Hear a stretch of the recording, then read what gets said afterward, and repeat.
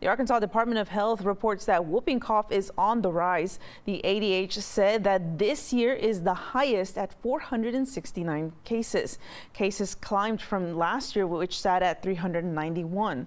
The year with the highest cases of whooping cough before this year was 2013 at 464.